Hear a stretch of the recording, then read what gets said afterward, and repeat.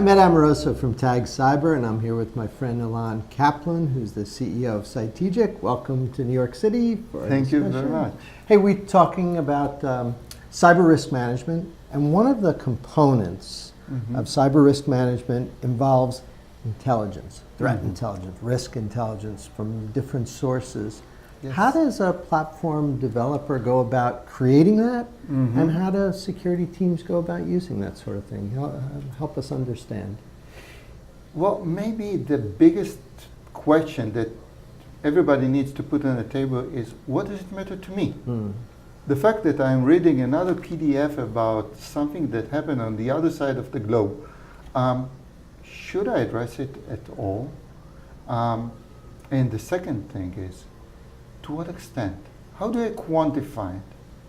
Because it's very tedious, and sometimes it's even increasing the liability just to get bombarded with PDFs. I'm sure that somewhere in page 47 down below there is a line saying something that maybe I misnoticed, and I'm just more liable because of it. So the question with intelligence is relevance, quantifiable, and actionable. But let's start from the beginning. I'm afraid that in our world, not everybody speaks English.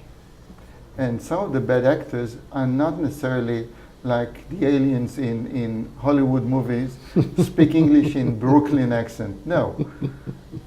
So you have to read Russian and Arabic and Farsi and Portuguese and every other language that the bad actors are using. And you need to look at events in a variety of sources in order to make some sense out of it. So let's break it down to 4 different components. Okay. Component number 1, to interface with the right sources.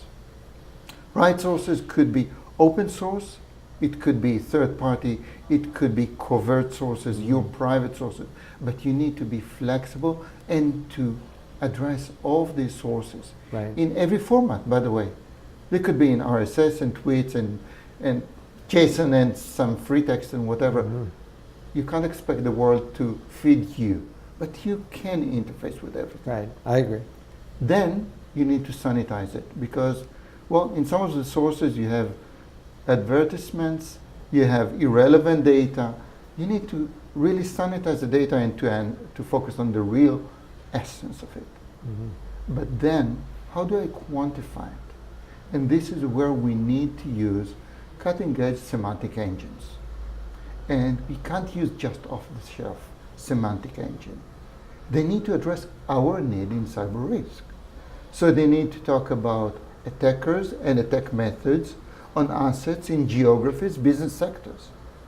So this is the one component of the magic that makes it actionable, quantifying it. But then comes the really important heavy lifting part. We need to create some forward-looking intelligence. Not enough to look backwards. There have been the days where we drove the car looking in the rear mirror, not anymore. Using some statistical predictive analytics, we can generate trends and patterns, looking at the behavior of attackers over the place. So, to put it all in a nutshell, we need to have the right sources, just be source agnostic and language agnostic, to focus on what is really meaningful, and to quantify in a way that makes sense. You know, the issue of sanitization and focusing on what's meaningful, easier said than done, right? I mean, is it possible that in that step, I could be losing a lot of data if I do that wrong? I mean, that's a harder thing to do than I think it is to just say, right? How do you determine how to sanitize data that's coming in? This is critical. Now, the thing is, there are 2 approaches to intelligence. One is trying to look for that specific article telling me that tomorrow morning there are 2 guys going to try and steal some credit cards from a retailer. These pieces of information are hardly available. What we are looking is at strategic level intelligence as to the behaviors of trends. Like we are able to identify ransomware about 5 months before anybody talked about it or before WannaCry. Wow. So to identify patterns and behaviors over time is more important than losing 1 or 2 articles. So this is the difference in approaches. If what you're looking is for that specific nugget somewhere in the dark web, yes, you're right. I should never lose a single piece of data. Mm-hmm. It means that I need cohorts of people reading everything there is. But it's not scalable. Yeah. But on the other side, if I'm looking at what is going to hit me tomorrow morning, I can identify it by behavior of attackers over different parts of the world.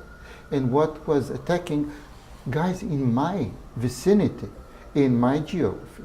By the way, we identified in this approach that some attack methods are tried in one part of the world before they are deployed in another. Like in the forest, we could find traces of attacks that then exploded in the United States. So on one side, we need to look at the global perspective. On the other side, how do we carve out of it what really matters to me? And this is where the AI come to play. Mm-hmm. Because you need to have the system that is understanding what your specific business is. And if you are a small bank in the Midwest, you're not exactly a manufacturer in Mexico. You have different assets. You have different motivations of attackers to attack you with different objectives. So you need an AI that carves out of this quantified data only the part that is relevant to you. And now it becomes actionable. Now we can ask ourselves questions like, what should I be prepared for? These are all capabilities in the Cytegic platform, I would presume. Yes, and this is why we call it the automated cyber risk officer.